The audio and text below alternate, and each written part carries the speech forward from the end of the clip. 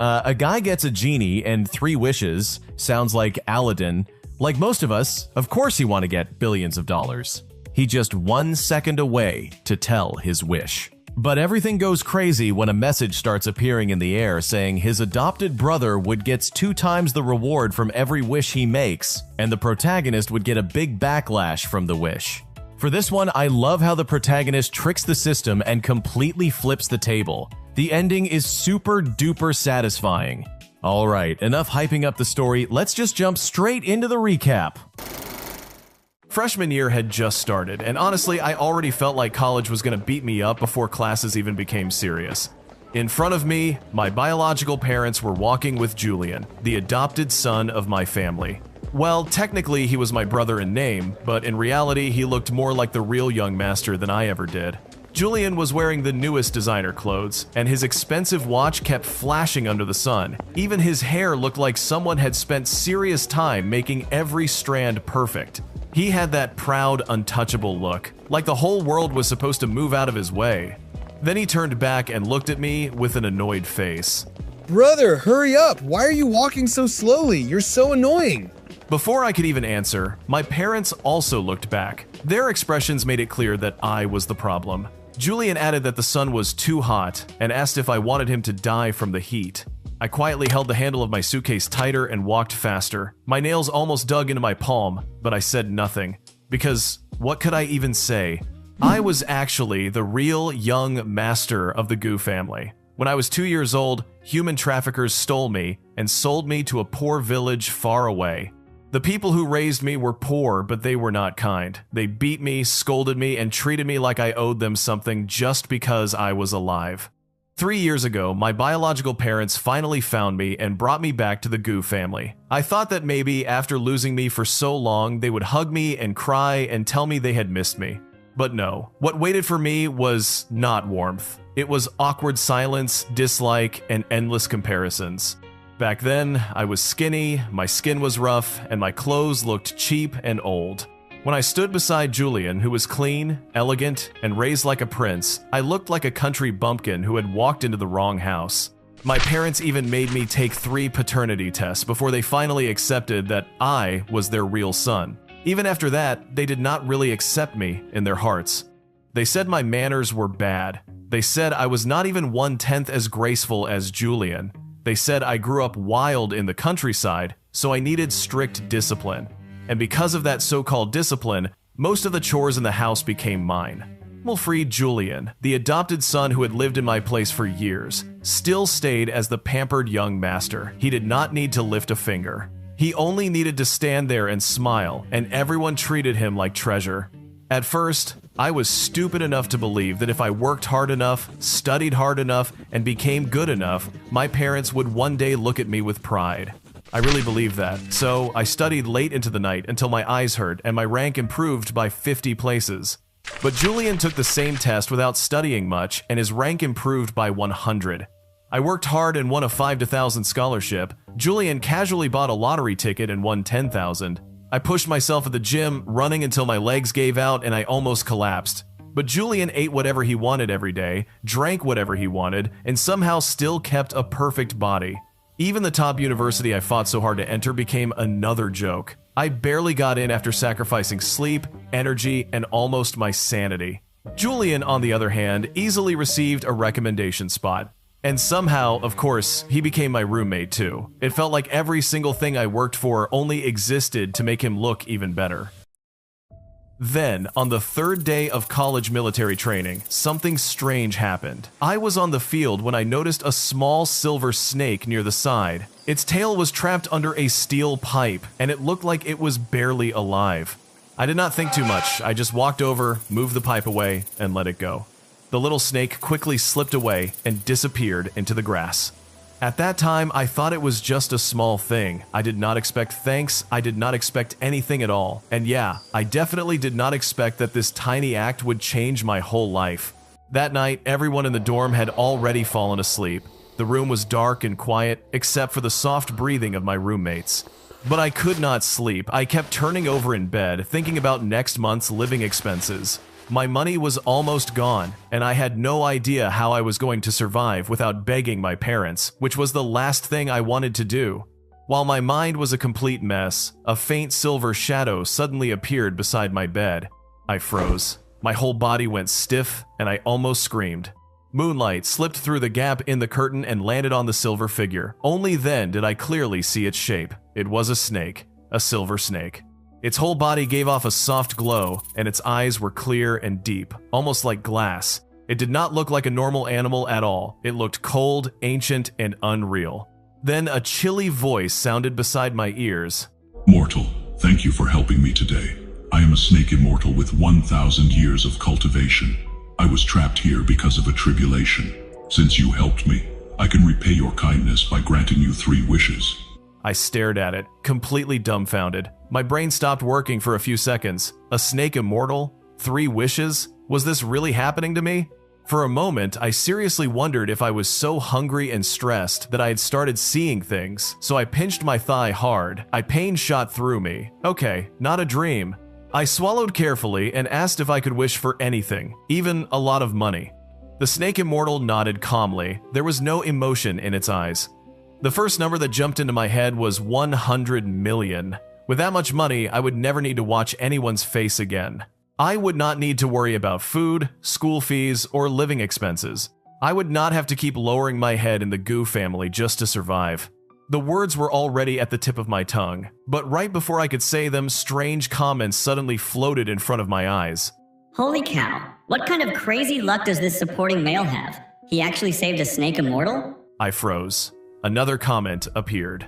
Calm down. Does he really think he's the chosen one? That's hilarious. This is all part of the male lead setup. My heart suddenly sank. Then more comments kept popping up. Exactly. Don't forget that our brother Julian already bound a double reward system to him. Once he wishes, he'll be shocked silent. No matter what he gets, brother Julian gets double. Billions of assets, peerless looks, everything. Reaping what others sow feels amazing. A cold feeling rushed from my head all the way to my feet. It was like someone had dumped a whole basin of ice water over me. I stared at those floating words, and bit by bit, I understood the truth. The world I lived in was not normal. It was an overpowered male lead novel. And Julian was not just some lucky adopted son, he was the male lead. 3 years ago, he had already bound some kind of double reward system to me. That meant whenever my wish came true, he would directly receive double the reward. No wonder every time I struggled with all my strength, Julian always gained more without doing anything. In the end, my effort was never really mine. My hard work had been feeding him. The comments were still floating in front of my eyes, laughing at me, waiting for me to make a big wish so Julian could enjoy double rewards again.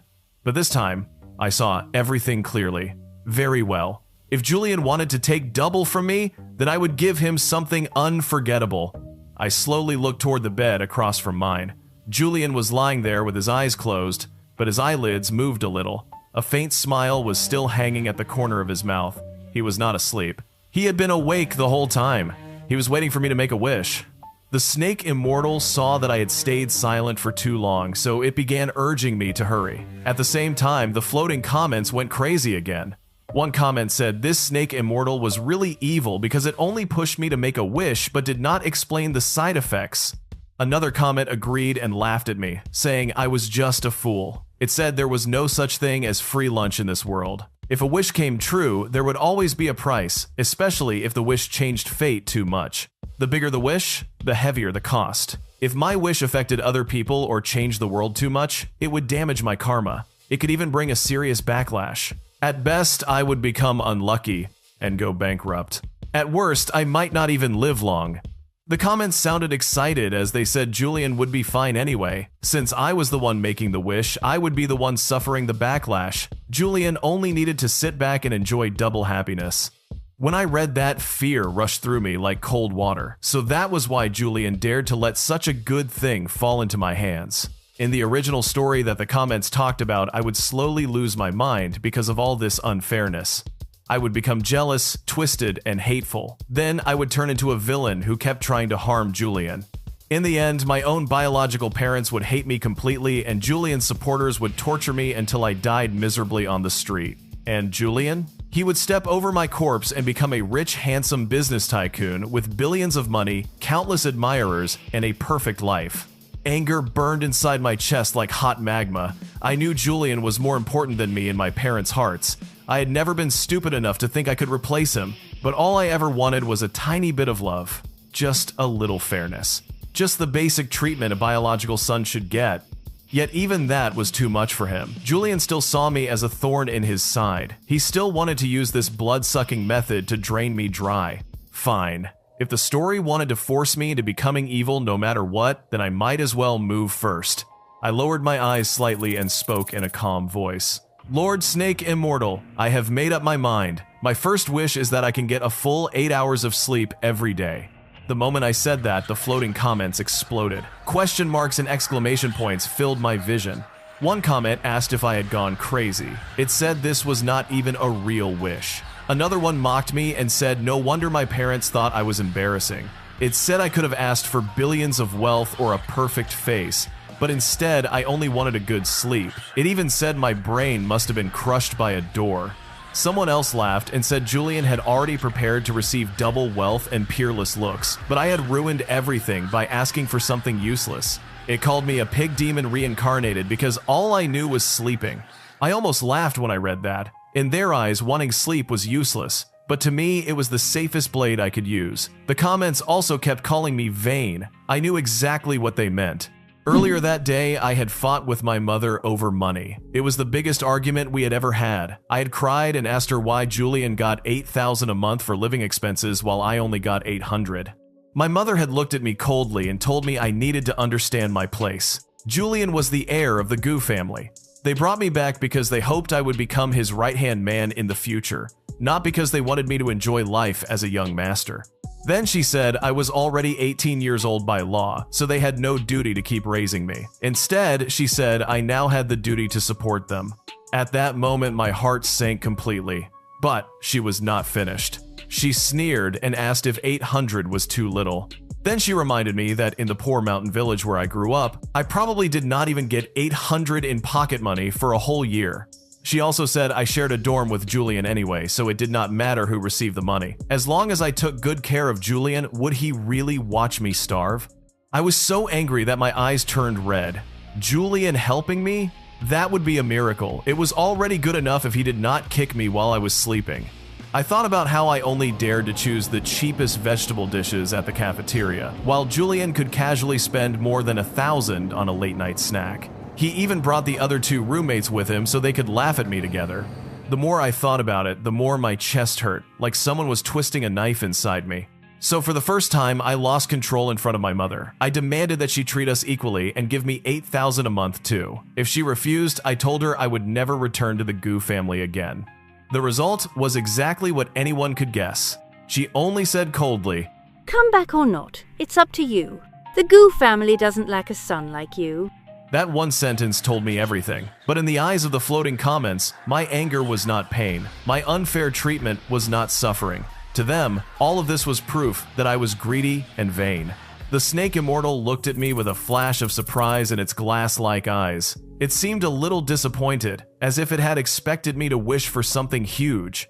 But in the end, it did not say anything. Its silver body gave off a soft light, and its cold voice echoed in the room. As you wish. The next second, a strange warmth flowed through my body. It was not powerful. It did not make me rich. It did not make me handsome. It did not change the world. But my tired mind suddenly became calm. For the first time in a long time, my body felt heavy in a peaceful way.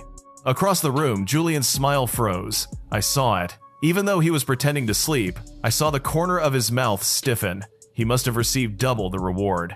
If I could sleep 8 hours every day, then maybe he would be forced to sleep 16. And honestly, that sounded like a beautiful beginning. The soft silver light slipped into the space between my eyebrows, and a strange comfort spread through my whole body. It was hard to explain. It felt like warm water washing away every bit of tiredness stuck inside me. Almost at the same time, Julian suddenly opened his eyes on the bed across from mine. His eyes were wide. They were full of shock, then anger, then panic. He looked like he wanted to curse at me. But the second he opened his mouth, an invisible force seemed to grab his throat. Not a single word came out. Then his eyes rolled back. His body dropped backward onto the bed with a heavy thud. A second later, loud snores filled the whole dorm. The sound was huge. Honestly, at that moment, the comments finally got to see what a real pig demon reincarnated looked like. I still did not know what kind of backlash the comments had mentioned, so I decided not to be careless. I told the Snake Immortal that I wanted to save my other 2 wishes for later. The Snake Immortal looked at me deeply for a while. In the end, it could only nod. Then its silver body turned into a small, plain snake tattoo and quietly attached itself to the inside of my wrist. The next morning, I woke up exactly on time because of my body clock. After 8 full hours of deep sleep, the effect was obvious. I felt completely alive. All the exhaustion from the past few days had disappeared, like someone had cleaned my brain overnight. But the other 2 roommates looked terrible. Leo and Miles slowly climbed out of bed with dark circles under their eyes. They looked like someone had drained half their souls. One yawned, the other rubbed his face, and both of them looked ready to collapse. When Leo saw that I was already dressed and making my bed, he rolled his eyes at me. He said he was speechless and asked if I was a pig because the snoring in the dorm had been so loud, yet I still slept so well. Miles pressed his temples and weakly agreed. He said the noise had been so bad that he barely slept all night, and now his head was killing him. I turned around and looked at them calmly. Can't help it, my sleep quality has always been good. The 2 of them choked on my answer. Their faces became even uglier, but they did not argue with me. Instead, they turned to Julian and started shaking him hard. But no matter how much they pushed, shouted, and called his name, Julian had no reaction at all. They checked if he was breathing. They even pinched the spot under his nose. Julian only waved his hand impatiently, rolled over, and started snoring even louder. I hummed softly, picked up my things, and left the dorm first. For the first time in a long while, I felt light. Since there was almost no time left, Leo and Miles had no choice but to give up on waking Julian. They packed in a panic and rushed out after me. The result was exactly what anyone could guess. Because they were late, the devil instructor punished them with 200 squats. By the time they finished, both of them were exhausted and panting, and their hatred toward Julian clearly rose to a new level.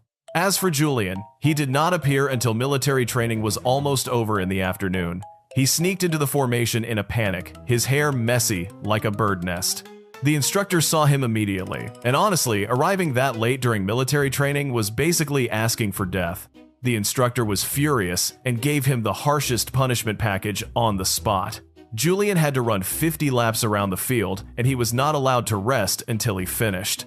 Julian had been spoiled since he was young. When had he ever suffered like this? After only a few laps, his face turned pale, and his steps became unsteady. He looked like his soul was about to leave his body. In the end, even the counselor could not keep watching. He forced himself to plead for Julian. Only then did the instructor finally let him stop. But before letting him go, the instructor ordered him to hand in a serious 5,000-word self-reflection the next day. That night, it was already past 10 when Julian finally dragged himself back to the dorm. The dorm building was almost closing. He held the wall as he walked in, looking like a dead dog that had somehow learned how to crawl home. The second he entered, he saw Leo and Miles lying comfortably in bed. One was watching videos, and the other was playing games. All the anger Julian had been holding in for the whole day exploded at once. He blamed Leo and Miles because they didn't wake him. The moment Leo heard Julian's blaming tone, he also exploded. They tried to wake him for at least half an hour until their voices were almost gone. Julian had slept like a dead pig, but now he still had the nerve to blame them. Miles also joined in. He said they had thought something had happened to Julian and had almost called an ambulance. But Julian had been snoring so loudly that he kept everyone awake all night. Julian shouted back with his face red from anger. He asked who had been snoring and said they were talking nonsense. Then he said he understood now. They must be jealous of him, so they were trying to ruin his reputation on purpose. He even said he had treated them like brothers and bought them expensive Japanese food, but they still dared to treat him like this. Leo and Miles were not soft people either. Of course, they could not accept being blamed for something they did not do. Leo snapped back and asked who was jealous of him. Then he told Julian that Julian should know very well whether he snored or not. Miles also added that Julian should stop dreaming if he thought a few small favors could make them his loyal dogs. The 3 of them argued more and more fiercely. For a moment, it looked like they were about to start fighting for real. People from the neighboring dorms heard the noise and came over to break them up. Julian was shaking with anger and demanded that Leo and Miles pay him back the money he had spent on them. Leo and Miles cursed him for pretending to be rich when he clearly could not handle losing a little money. They called him shameless. Then they said they would record his snoring and play it for everyone so he could never deny it again. That one sentence completely lit the bomb. But just when the argument reached its loudest point, Julian's voice suddenly stopped. Then his whole body went straight down like a dead pig. I glanced at the time. Oh, it was midnight already. The dorm instantly fell into chaos. Leo and Miles turned pale from shock, and the students from the other dorms also panicked. But a second later, that familiar, loud snoring echoed through the room again. Everyone's expression changed. They looked like they had swallowed a fly. They were speechless, but also clearly trying not to laugh. In the end, they clumsily lifted Julian and put him back on his bed. Leo and Miles looked at each other, their faces turning blue and pale from anger. Then they noticed that I had already lain down and was getting ready to sleep. Their anger suddenly found a new target. Leo snapped at me and asked if I was dead. Then he said I was just a poor student sponsored by the Goo family, so how could I ignore Julian when he was in this state? Poor student? So this was how Julian introduced me behind my back. I sat up from the top bunk and looked down at them. He's asleep, not dead. We still have military training tomorrow, and I have no duty to stay up late with you. Then I paused and calmly added, also, I'm not a poor student sponsored by the Goo family. I am the biological son of the Goo family. Julian is the adopted son. After saying that, I did not care about their shocked faces. I could only hear the low whispers of everyone in the dorm. And above all those whispers, Julian's steady snoring kept going like background music. By the next day, news of Julian's strange illness spread through the whole college. Everyone quickly heard that he had suddenly started sleeping 16 hours a day and could not be woken up no matter what. The scandal was out. Julian finally could not stand it anymore. That day, he blocked me at the dorm. He came toward me aggressively, his face dark and ugly. His handsome face was twisted with anger, and he growled at me through gritted teeth. Oliver, you jerk. You know, don't you? You're messing with me on purpose, aren't you? I looked at him calmly, like I had no idea what he was talking about. No what? Know that you keep speaking badly about me in front of our parents and hinting that they should kick me out of the house? Or know that you tell people outside that I'm just a poor student sponsored by the Goo family so my roommates will look down on me and isolate me? I paused for a moment and gave him a cold smile. Or do you mean I know that you snore and talk in your sleep? Honestly, I don't need to do anything on purpose to know that. Julian shook with anger. His eyes became cold and cruel, like poisoned knives pointed straight at me. Then he lowered his voice and asked, What wish did you make to the snake immortal? The comments above his head were also going crazy. They kept calling me wicked and shameless, as if Julian was the innocent one here. I sneered inside, but on the outside, I looked even more confused. What snake immortal? Did sleeping too much damage your brain? Or did you read too many novels and start seeing things? You should go to the hospital and see a neurologist. When Julian saw that I refused to admit anything, his face twisted even harder. Fine. You won't admit it, right? Great. I'll call Mom right now. Starting today, don't even think about getting that $800 in living expenses. Let's see how long you can stay stubborn. He really called her right in front of me, but the moment the call connected, his voice changed. It became soft, pitiful, and full of fake sadness. Mom, brother is bullying me too much. Then he pointed at my nose while telling her that I was a jerk, that I wanted to steal his living expenses, and that he could barely survive at school anymore. His talent for twisting the truth was still as strong as ever.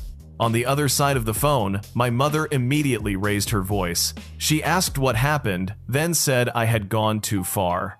She comforted Julian like he was some precious baby and told him not to be angry. Then she said she would cut off my living expenses right away and not give me even 1 cent. She even said I could just fend for myself. After Julian hung up, his pitiful face disappeared in 1 second. He looked at me with a proud sneer. Did you hear that? Oliver, you don't have a single cent now. If you know what's good for you, kneel down and apologize to me. If I'm in a good mood, I might even reward you with a bite of food. The evil look on his face was almost spilling out. The comments became even happier. One comment praised Julian for being smart. It said cutting off my living expenses completely would force me to wish for overnight wealth from the snake immortal. Another comment blamed the Gu family for being too stingy. It said the family had billions in assets but only gave Julian $8,000 a month, which was not even enough to buy a watch. It also said the Gu family claimed they wanted Julian to inherit everything in the future, but deep down, they still looked down on him because he was adopted. Then another comment appeared, and it made my heart turn cold. It said it was a good thing Julian had been clever enough to give my adoptive mother a sterilizing drug early on. Otherwise, if the Gu family had another biological son, over the years, he would have lost the inheritance. I stared at those words. For a moment, I almost forgot to breathe. So Julian wanted the Gu family's property so badly that he had even drugged my mother. I wondered what my mother would think if she knew what her precious adopted son had done to her. Would she still call him baby? Would she still think I was the wicked one? Meanwhile, Julian was waiting for me to panic. He probably wanted to see me beg, cry, or lower my head like before. But I only looked at him calmly with a half smile. Julian, have you ever heard this saying? People who do too many bad things will destroy themselves. And the person who laughs last laughs best. After saying that, I walked around him and went straight into the dorm building. Having no money was troublesome, of course, but I was not panicking, because I knew a perfect chance to fight back was coming very soon. At the welcome party, according to the comments, the original plot was supposed to go a certain way. In that version, I would become desperate because I wanted to suppress Julian, so I would wish to become extremely handsome. Then Julian would receive double the reward because of his system. With the peerless looks he gained from my wish, he would shock everyone during his freshman representative speech. He would become the recognized school hunk, go viral online by accident, and gain a huge wave of fangirls. Since he wanted good looks so much, I decided I would give him a nice surprise. That day, the auditorium was packed. The atmosphere was lively, and everyone seemed excited. The news had already spread that the most handsome school hunk would speak as the freshman representative, so many senior girls came just to see his face. But as the speech time got closer and closer, Julian's appearance still had not changed. So, of course, he came to provoke me again. He walked over with a proud expression and said the original freshman representative had actually been me. Then he asked if I knew why the teacher had finally changed it to him.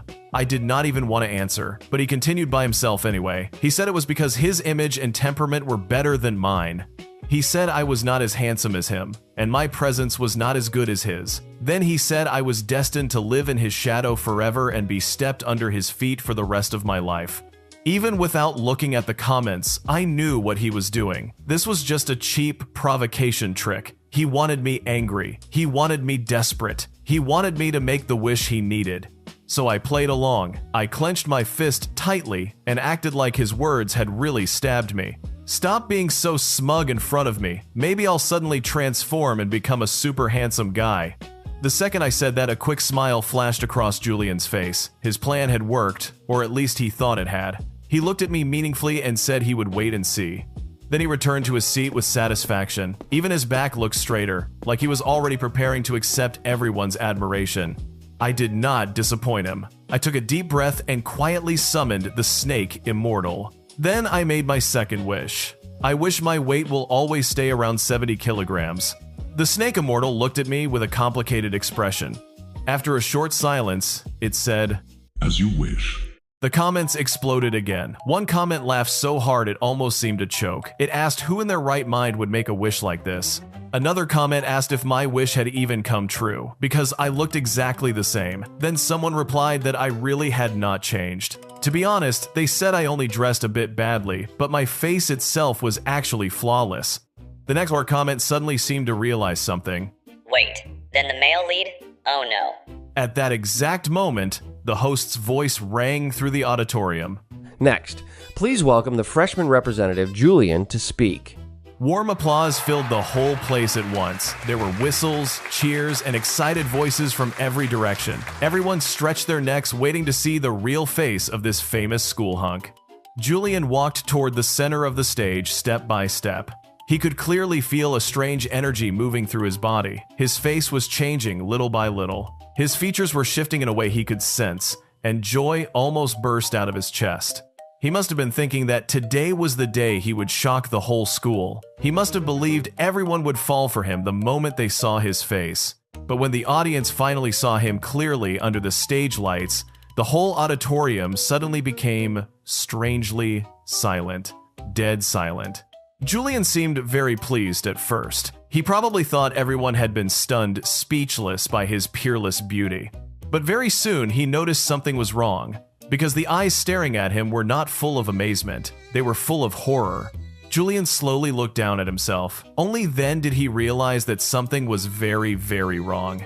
His body, which had always been tall and slim, had somehow expanded by a whole circle.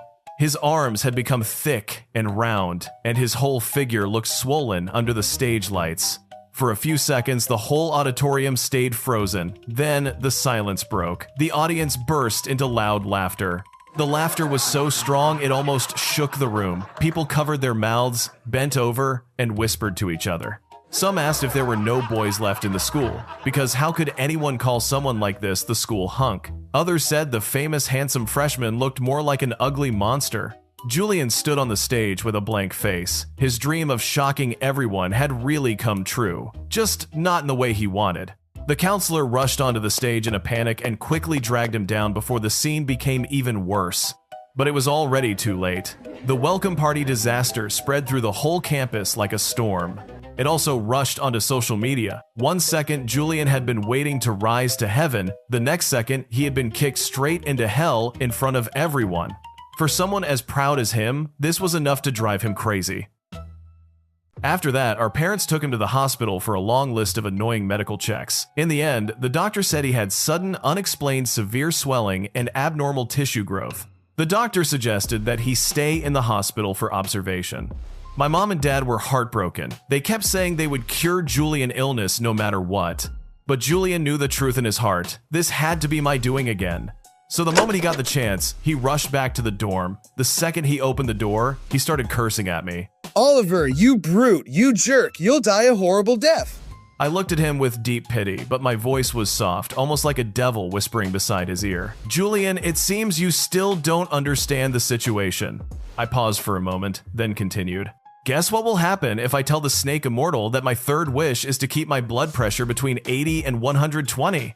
All the anger on Julian's face froze at once. His body started shaking by itself. You know, he said in fear. You know everything. Then his voice changed immediately. Brother, you're my brother. I was ignorant before. Please forgive me. But I just smirked at him. I will make everything more fun for both of us. That weekend, I received a call telling me to return to the Gu family. The moment I stepped into the villa, I felt the heavy atmosphere inside. It was so tense that it almost made people unable to breathe. My father sat on the main sofa with a dark face. His expression was colder and stricter than I had ever seen before. The first thing he said to me was, "Kneel down." My mother sat beside him, wiping her tears. The way she looked at me was full of blame and disappointment. Julian sat close to her, his eyes red like he had been crying for a long time. The second he saw me, he suddenly shrank back, as if I were some terrifying monster. I stood where I was and did not move. Dad, what did I do wrong? Why do I need to kneel? My father's face became even uglier. You still have the nerve to ask? You were jealous that your brother became the freshman representative, so you used dirty tricks and drugged him. You made him embarrass himself in front of everyone. The Gu family's face has been completely ruined by you. My mother also cried and scolded me. Oliver, how can your heart be so cruel? What did Julian ever do to you for you to hurt him like this? He is your brother. I laughed coldly. I hurt him? What proof do you have? Just because he cried in front of you a few times and acted pitiful? At that moment, Julian spoke again in a weak, broken voice. Mom, Dad, I know I was wrong. I shouldn't have competed with brother. He is your biological son. Maybe I should just leave. If this continues, I'm afraid I might really lose my life. My parents immediately became alert. What do you mean? Julian cried even harder, like his heart had been shattered. He said I had threatened him. I wanted revenge because he had stolen years of wealth and glory from me. He said this was only a small lesson for now, and if he dared to fight with me for the family property in the future, I would make him die a horrible death. Then he sobbed and said he was only 18 and did not want to die. My father exploded with anger. What? Oliver, you really are an ungrateful beast. Just to fight for the family property. You actually want your brother's life? My mother also cursed at me loudly. Get out of here right now. If I had known you would become like this, I should never have given birth to you. I just looked at them. This time, my heart did not hurt as much as before. Maybe when someone gets disappointed too many times, the heart finally learns to stop expecting anything. Fine, I'll leave. I don't want biased parents like you either. My voice was calm. After saying that, I turned around and walked out of the Goo family without looking back. My firm departure only made my parents even angrier. To comfort Julian, and also to completely cut off any thought I might have about fighting for the family property, they decided to act quickly. 1 week later, they held a grand 18th birthday and coming-of-age ceremony for Julian. At the highest point of the banquet, my mother publicly announced that Julian was the only heir of the Goo family. Of course, for such a wonderful face-slapping moment, they did not forget to send me an invitation. They wanted me, the abandoned son, to see with my own eyes how they handed all the glory, wealth, and future of the Goo family to Julian. They wanted to watch me suffer with regret and jealousy. Unfortunately for them, I did not show up at all. I simply tossed the invitation into the trash. After all, my parents and Julian are also trash. But for my revenge plan, I asked someone to come inside the banquet. After I confirmed that all the property had been transferred to Julian, I ordered the guy to send a big gift to my dear mother. The first big gift I sent was a paternity test report between my father and Julian. And just like the comments had said, Julian was never some poor orphan adopted from an orphanage. He was my father's illegitimate son. When my father was young, he and his mistress had apparently loved each other very deeply, but later, he did not want to struggle anymore, so he turned around and married my mother instead. Of course, that did not mean he ended things with the mistress. He secretly kept the affair going for years. With my mother's support, my father's career grew bigger and bigger. But there was one problem for him. The company shares and family assets were always firmly controlled by my mother. So, my father and his mistress came up with a disgusting plan. They hid Julian's real identity and pretended he was an orphan. Then they sent him into the Goo family as the adopted son, letting him take my place as the young master. Their goal was simple. They wanted Julian to slowly take everything that belonged to my mother. As for why I was kidnapped so easily by human traffickers when I was 2 years old, I did not even dare to think too deeply about it. Because the more I thought about it, the colder my back became. That paternity report landed at Julian's coming-of-age ceremony like a bomb. The whole banquet exploded into chaos. My mother saw the report and almost fainted on the spot. Her face turned white, and she looked like the whole world had collapsed in front of her. But that was not the end. The second gift arrived right after. It was solid proof that Julian had secretly given her sterilizing drugs. This time, my mother completely broke down. She had always thought she was smart. She thought she controlled the Goo family. She thought she was the one holding everything in her hands. But only now did she realize that she had been fooled by the people closest to her. Her husband had betrayed her. The adopted son she treated like treasure was actually the son of her husband and his mistress. Not only had she helped raise another woman's son, she had also handed over the results of her life's work to him with her own hands. She had become a joke. The huge betrayal and shame crushed her right there in front of everyone. That grand coming-of-age ceremony, which was supposed to be Julian's proudest moment, turned into a shocking scandal. For a long time after that, it became the biggest joke in their entire social circle. Later, my father and his mistress were suspected of working with human traffickers to kidnap children. They were also suspected of stealing company property. My mother personally sent them to the police station. As for Julian, because he had been a minor when he drugged her and because it was his first offense, he was lucky enough to avoid being locked up. But my mother's revenge did not stop there. She wrote a real name report and exposed serious fraud in Julian's university recommendation qualification. The school acted quickly. Julian was expelled. Even so, one thing could not be changed right away. The property transfer procedures had already been completed. Julian had still successfully received almost all of the Goo family's assets. A few days later, he came to show off in front of me again. His face was covered in bruises from being beaten by my mother, but somehow, he still looked arrogant. Oliver, you sinister villain. Did you really think exposing my background would defeat me? Let me tell you, it's too late. All the family property is mine now. I looked at him coldly. Oh? Aren't you celebrating a little too early? Don't forget, I still have one last wish. If I want to surpass you, isn't that just a matter of minutes?" Julian's eyes suddenly lit up. He tried hard to hide the wild joy inside him, but I could still see it clearly. Then he provoked me with a smug face. Then make the wish now if you have the guts. No matter how much money you wish for, I'll get double. I nodded. "Okay, I'll satisfy you." Right in front of Julian, I summoned the snake immortal for the last time. Then I slowly spoke. My third wish. Every day when I am not sleeping, I want my bank account to legally earn $100,000 per hour. Julian froze for a second. Then he burst into sharp, ugly laughter. Oliver, did anger make you stupid? I'm only awake for 8 hours a day, but I have the double system. I can still earn 1.6 million a day. You want to surpass me with this? Try again in your next life. I ignored him and continued calmly. Also, when I am sleeping, transfer $200,000 to my brother every hour. Hearing that, everyone there froze. The comments froze too. Then they started calculating like crazy. One comment said that if I slept 8 hours a day and transferred $200,000 to my brother every hour, then I would earn nothing during sleep, and all the money would go into Julian's pocket. But another comment quickly noticed something was wrong. My wish was to transfer money to my brother, but for Julian, his brother was me. Because of his double reward system, while he was sleeping, he would have to transfer double that amount to me.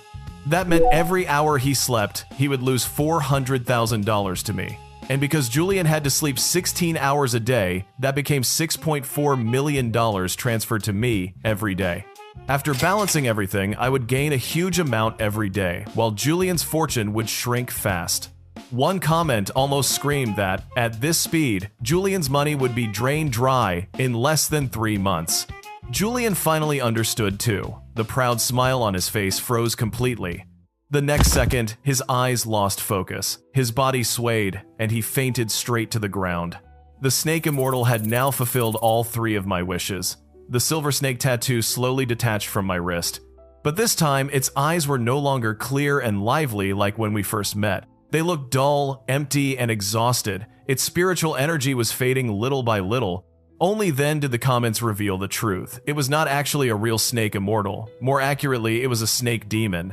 On the surface, it used its own cultivation to help people fulfill wishes, but its real goal was to absorb the negative energy produced when the wishmaker suffered backlash. That negative energy would strengthen its demonic power.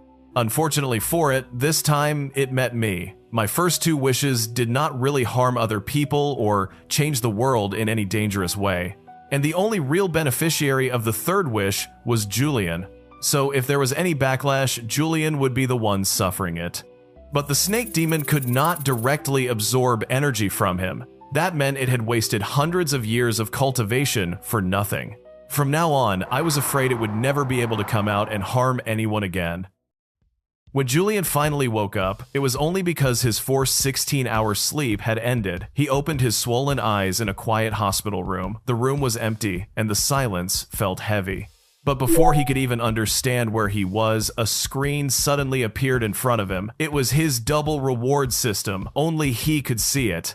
For the past 3 years, that system had always looked bright and rich, with gold and blue lights that made him feel like the chosen one. It had spoiled him, praised him, and helped him take everything from me. But now, the screen was no longer beautiful. It was flashing red. Huge warning signs kept jumping in front of his eyes. Critical alert. Critical alert. The system voice, which used to sound smooth and helpful, now became cold and robotic. A negative balance had been detected. Because of the double reward contract, the debt settlement clause had started. Every hour, $400,000 would be automatically deducted from your main assets to be sent to Oliver. Julian's breathing stopped for a second. His swollen hands shook as he tried to swipe the screen away. But the system did not disappear. Instead, it showed him the transaction records in bright red. Transfer, minus $400,000 to Oliver Gu. Transfer, minus $400,000 to Oliver Gu. Line after line, every one of them looked like blood.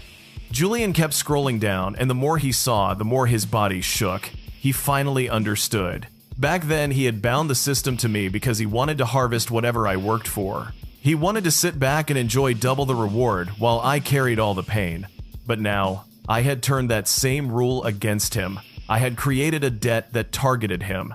Because the system worked by its own rules, Julian was now forced to pay me. He was not just losing money. The parasite he had used to suck my luck had turned around and bitten him instead. The system did not care that he was angry. It did not care that he was afraid. It did not care that he had planned all of this with malice. It only cared about the contract, and the contract was made by him.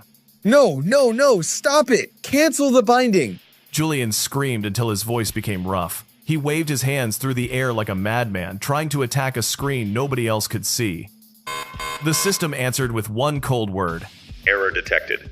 Then it told him that the host could not unbind during an active debt settlement phase. If you failed to keep a positive balance, all system-given privileges would be taken away, including your physical enhancement and status protection. Julian froze. His already ugly, swollen face turned gray. If he ran out of money, he would not only become poor, the system might strip away everything it had given him. Whatever was left of his so-called handsome status could disappear completely, and he might be trapped forever in this swollen, twisted body. Or maybe something even worse would happen. Fear finally swallowed him whole. Julian ripped the IV needle from his arm and grabbed his phone. He needed money. No, he needed cash. He had to sell everything as fast as possible. The villas, the sports cars, the company shares, and all the assets my mother had blindly transferred to him. He had to turn them into liquid money right away. His fingers trembled as he called real estate agents and underground brokers. He yelled at them to sell the South Bay villa, even if the price was 30% lower than the market price. He told them he needed the cash today. Then he ordered them to sell the Ferraris, sell the company equity, and sell everything they could. In his panic, he thought he could run faster than the debt. If he could collect a huge pile of cash, maybe he could buy enough time to find a loophole. Or maybe he could hire someone to force me to cancel the wish. But Julian still did not understand one thing. The system was faster than him. 2 days later, a broker called him with happy news. He said they had found a buyer for the coastal mansion. The buyer had transferred $40 million, and the money had just entered Julian's account. Julian laughed like a person who had been saved from drowning. He quickly opened his banking app to check. But the moment the $40 million appeared in his account, the system screen flashed red again. The cold voice announced that funds had been detected and the debt settlement protocol would now clear the unpaid amount. Then, just like that, the $40 million was gone. Julian stared with bloodshot eyes as the number vanished from his account. A new notification appeared. The system had intercepted $40 million and transferred it successfully to Oliver Goo's designated trust. For a second, Julian made no sound. Then he screamed. He threw his phone at the wall, and it shattered into pieces. He grabbed his hair and screamed like a lunatic. At that point, he was basically working for free.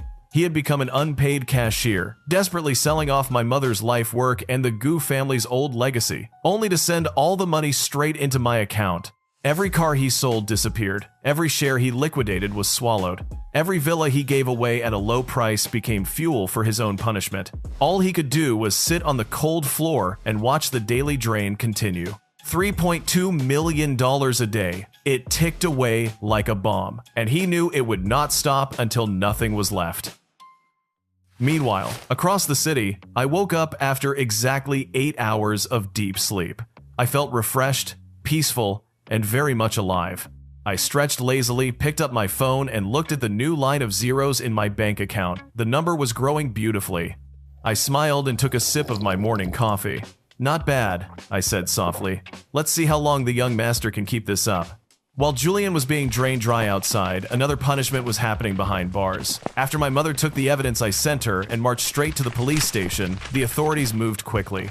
The charges were serious. My father and his mistress were suspected of working with human traffickers to kidnap a child. On top of that, they were also suspected of stealing huge amounts of company money. Because of that, they were denied bail immediately.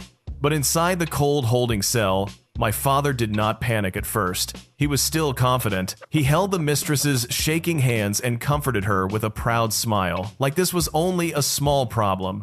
He told her not to worry. He said this was only a temporary setback. He said my mother might have frozen his accounts, but she had forgotten the most important thing. All the Goo family assets had already been legally transferred to Julian. Their kid had billions now. My father believed Julian would use that huge fortune to hire the most expensive defense lawyers in the country. He believed those lawyers would find a way to save them. In his mind, they would be out very soon. So, they waited. One day passed, then several days, then weeks. Every time the heavy iron door of the visiting room opened, my father raised his head. He expected to see a group of powerful lawyers in expensive suits, carrying briefcases full of legal tricks and beautiful promises. But those people never came. No one even came. Julian was already completely broke because of the system's hourly drain. He could not afford a lawyer for my father and his mistress. He could not even afford a lawyer for himself to understand his own bankruptcy. Not a single cent was sent to the detention center. No visits, no messages, nothing. When the trial day finally arrived, my father and his mistress did not sit beside the best lawyers in the country. Instead, they sat beside a tired public defender who looked like he had not slept for 3 days. The poor man clearly had neither the time nor the resources to build a real defense for them. I sat quietly in the back row and watched everything happen. My mother sat near the front. Her face was pale, but her back was straight. She looked stiff and cold, like she was holding herself together with pure hatred. This time, she was the prosecution's most important witness. The trial was not even a fight. It was a one-sided beating. Without powerful lawyers to twist the truth or bury the documents, the evidence my mother submitted crushed everything. The money trail from the stolen company funds was clear. The old messages connected to the human traffickers from 16 years ago had been carefully dug out and shown on the screen for everyone in the court to see. The public defender tried to object a few times, but he was immediately pushed down by the prosecutor's stronger evidence. When the judge finally struck the gavel, the sound echoed through the courtroom like the end of their lives. Because the evidence was overwhelming and the crimes were so cruel, my father and his mistress both received the heaviest sentences possible, decades in prison. Their lives were basically over. The moment they heard the verdict, their so-called true love broke apart. Poverty, betrayal, fear, and the thought of spending most of their lives behind bars crushed them completely. The mistress suddenly screamed at my father. She said he had promised her Julian would save them. He had promised everything was under control. He had ruined her life. My father also lost all his refined appearance. His eyes were wide with panic and rage as he shouted back at her, calling her stupid and blaming her son for abandoning them. He said Julian had taken the money and left them to rot. They started clawing and screaming at each other right there in the courtroom. All those years of sweet love disappeared in seconds, leaving only ugly curses and hatred. The bailiffs had to rush over and pull them apart by force. Even as they were dragged through different doors, they were still shouting insults at each other. I watched the people who'd arranged my kidnapping and destroyed my childhood get dragged away in handcuffs. For the first time, something heavy inside me finally loosened. Julian had failed them. And because of that, he had personally sealed their ending. But my dear mother's own nightmare had only just begun. She thought sending my father and his mistress to prison would end her suffering. Oh boy, she was wrong. That was only the beginning of her own downfall. After Julian's coming-of-age ceremony, the harsh truth finally hit her. Before she discovered Julian's real identity, she had already signed away everything to him legally. The shares, the properties, the trust funds, the cash, everything. She had done it because she wanted to spite me. She wanted to prove that Julian was the real future of the Gu family. She wanted to cut off my last hope and make me watch him receive everything. But in the end, she had destroyed herself. When the first shock passed, she quickly hired lawyers and tried to sue Julian. She wanted to cancel the property transfers by claiming fraud. But when the lawyers finally checked Julian's financial records, they found something impossible. They thought they would find billions. Instead, they found negative balances. Julian had not only lost some money, he had completely destroyed the entire estate. Every cent, every asset he sold in panic, every villa, every car, every share, had disappeared into the system's endless debt to me. The Gu family fortune, built over generations, was gone, completely drained. Soon my mother could not even pay her legal fees. After that, she was kicked out of the hotel suite she had been staying in. The rich ladies who used to praise her at expensive afternoon tea parties now closed their doors in her face. Behind her back, they laughed at her and called her the biggest joke in high society. A woman who gave her empire to her husband's illegitimate son. A woman who threw away her real son. A woman who raised another woman's child like treasure, only to be poisoned and robbed by him. Without money, without power, and without anyone willing to help her, she slowly fell lower and lower. She became homeless, hungry, desperate. Then, somehow, she heard a rumor. The biological son she had once treated like dirt was now extremely rich. My bank account was growing by millions every day, and I did not even need to lift a finger. It did not take long for her to find me. One afternoon, I was walking out of the university gate when a messy woman suddenly rushed in front of me and blocked my path. Her designer clothes were stained and wrinkled. Her hair was a mess, like a bird's nest. Her face looked old, tired, and desperate. For a moment, I did not even recognize her. This was the same Madame Gu who used to be proud, elegant, and untouchable. Now she looked like a beggar. The moment she saw me, she threw herself at my feet in front of everyone. Oliver, Oliver, my baby. She cried loudly and grabbed the edge of my jacket. Students nearby began to stop and stare. She sobbed and said I had to help her because she was my mother, my own flesh and blood. She said Julian and my father were monsters who had taken everything from her. Then she cried even harder and said she had nowhere to go and no money to eat. Since I was rich now, she said I had to take her in and support her. More and more students gathered around us. They whispered and pointed, but I did not feel embarrassed. I only looked down at the woman crying at my feet. Once I had wanted her love so badly that even one gentle word from her could have made me happy for days. Once I had tried so hard to earn her approval. But now, when I saw her crying like this, I felt no anger, no sadness, no pity, only a cold, quiet calm. I gently pulled her fingers off my jacket and took one step back. Support you? I smiled faintly. Then I looked straight into her eyes and repeated the same words she had once thrown at me when she cut off my tiny $800 of living expenses. You need to understand, I am already 18 years old according to the law. I have no obligation to continue raising you. My mother's eyes widened in horror. At that moment, she finally remembered her own words. Those cruel words she had once thrown at me now hit her back like a slap across the face. Her breathing stopped for a second, and her lips trembled as she realized what I was doing. I stood straighter and looked down at her broken form. Then I said the second sentence she once gave me. Come back or not, the Gu family doesn't lack a mother like you. After that, I said nothing else. I turned around and walked toward the car waiting for me. Behind me, the crowd's whispers became louder and louder. Mixed into those whispers were my mother's painful, broken sobs. She had finally been destroyed by her own cruelty. And for the first time in my life, I did not look back. I finally got revenge for my useless mother. Meanwhile, some people said time can be fair to everyone. But for Julian, time became an executioner. In just 3 short months, the huge Gu family fortune finally reached zero. Every house, every stock portfolio, every hidden account, and every valuable thing Julian could sell had been forced into cash, then swallowed by the system's endless debt collection. But Julian still had one big problem. My body clock was perfect. Every night, I still slept peacefully for 8 full hours. Because of that, the double reward system could not stop. It was trapped by its own rules. Every day, it still owed me money, and Julian still had to pay $3.2 million. When all the bank accounts finally went dry, Julian was hiding in a cheap, damp motel room at the edge of the city. The room smelled like mold. The walls were stained. The ceiling light flickered weakly above him. He stared at his cracked phone screen, watching his bank balance drop. Then it finally reached zero. Exactly zero. Julian let out a breath he had been holding for a long time. A twisted smile appeared on his swollen face. It's over, he muttered.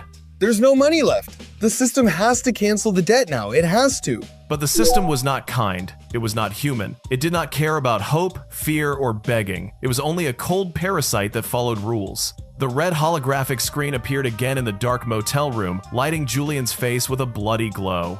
The system voice spoke without any emotion.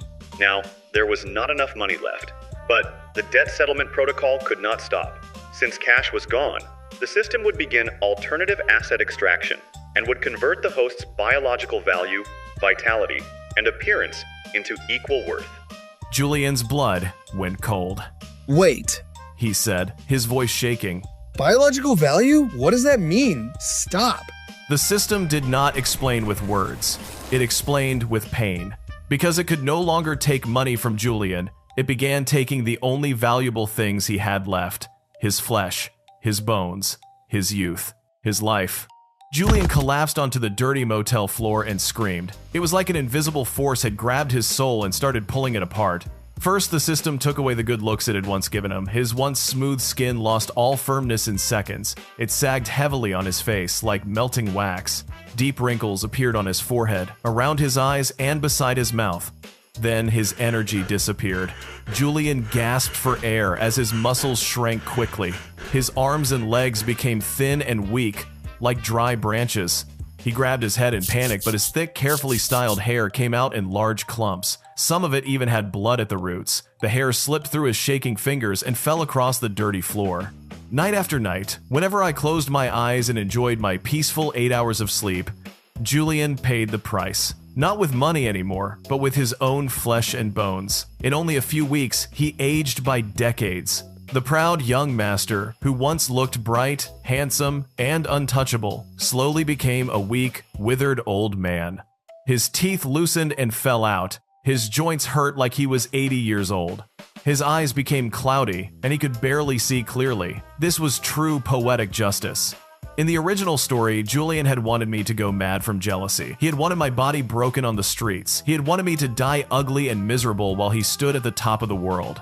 But now, he was the one trapped in a rotten body. He was the one losing his mind. He was the one locked inside a cheap motel room, too weak to stand properly, coughing blood while staring at a broken mirror. And the monster staring back at him in the mirror was someone he no longer recognized. Every painful breath he took reminded him of the trap he had set for me. In the end, that trap became his own grave. Julian was not destroyed by the law. He was not destroyed by my hands either. He was destroyed by the very system he had once worshipped. By late autumn, the Gu family empire had fully become a thing of the past. Before the banks officially auctioned off the Gu family estate, I decided to visit it one last time. The manor that used to look grand and powerful was now like a ghost. The clean, perfect lawns were overgrown with wild grass. Heavy chains hung across the main gate, and large red foreclosure signs were tied to the entrance. I stood outside the rusted iron gates and looked through the gaps. Then, I saw him. Julian was squatting in the overgrown courtyard, refusing to leave the ruins of the kingdom he had stolen. He was almost impossible to recognize. His head was bald, covered with dark age spots. His body was thin and bony, wrapped inside a dirty, oversized designer coat that looked far too big for him now. He clawed at the dirt with shaking, twisted fingers. His voice was old and rough as he mumbled to the empty sky. I have it. I can pay. Just wait. The shares will sell. Don't take my eyes. Please, I'll pay the 400,000. His hands kept moving through the air, swiping at a system screen only he could see. He was completely broken. He was trapped in an endless cycle of debt and decay. He had wanted to bind me to a painful life so he could steal my rewards. Instead, he had chained himself to a parasite that would drain him until his last breath. I watched him quietly for a long time. I did not feel some wild happiness. I did not feel pity either. The anger that once burned in my chest when I lived in that house had disappeared. In its place, there was only peace. A cold wind passed through the estate and shook the chains on the gate. Golden and red autumn leaves fell silently onto the cracked road. I stood there for one last moment. Then I pulled up my collar, turned around, and walked away. I walked away from Julian. I walked away from my mother crying on the streets. I walked away from my father rotting in prison. I walked away from the Gu family name forever. My future was bright, wide, and completely mine. I had money, I had freedom, I had no ghosts holding me back anymore. Most importantly, I glanced at the expensive watch on my wrist and smiled. It was getting late, and I was going home to enjoy a perfect, peaceful, uninterrupted 8 hours of sleep under a sky that finally belonged to me.